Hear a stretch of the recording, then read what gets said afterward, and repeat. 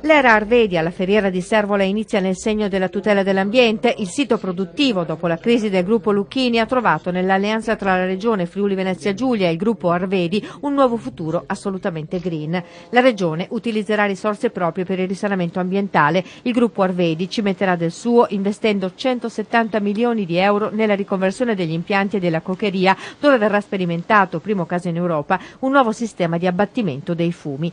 Un risultato che si deve anche alla vocazione ambientale del gruppo Arvedi, che ha già riconvertito anche i propri siti produttivi di Cremona, ed oggi, orgogliosamente, il cavalier Giovanni Arvedi annuncia l'avvio di questo percorso. Veniamo qui alla sola condizione che non si inquini, cioè noi non veniamo qui per fare danno al nostro prossimo, questa è la prima condizione morale ed etica. Seconda condizione di carattere industriale, che l'uomo è in grado tecnicamente di risolvere i problemi che causa, altrimenti è meglio che non lavori. Ma l'uomo è in grado tecnicamente di risolvere anche il problema della coccheria.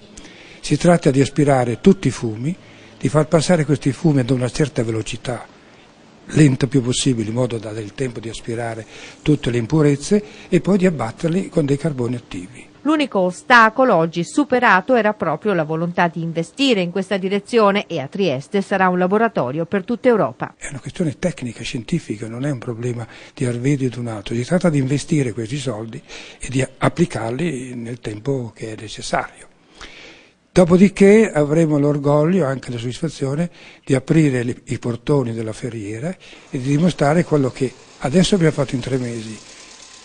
Al 6° mese penso che il primo capannone sia costruito, a giugno arriveranno gli impianti, sono degli impianti eccezionali, ieri eravamo Linz col Presidente della Feste Alpine e ha riconosciuto che questi impianti che abbiamo comprato sono eccezionali, fatti dalla Siemens VAI e dalla Siemens e dalla VAI.